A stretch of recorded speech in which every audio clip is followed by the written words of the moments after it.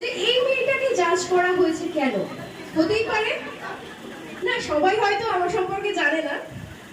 তবে বলি, আমি পেশায় একজন মেকআপ আর্টিস্ট। এছাড়াও এই যে দেখছো আমার মাথায় চুল নেই, আমার এখানে একটা রোগ, এটার নাম অ্যালোপেশিয়া। তো এটা ছোটবেলায় যখন চুল ঝরে যায় তারপরে অনেকবার ট্রিটমেন্ট করা হয়, বহু লক্ষ লক্ষ টাকা খরচা করেও কিছু হয়নি। তো তারপরে আমি ডিসিশন নিলাম যে আমি এইভাবেই চলবো। দেখো, আমাকে যতটুকু দেখছো, আশা করি টাকা পয়সার দিক থেকে মানে যেইটুকু সামর্থ্য আছে আমি নিশ্চয়ই মাথায় চুল পড়তে পারি, পারি তো। কিন্তু আমি এখানে পড়ে আসিনি কেন?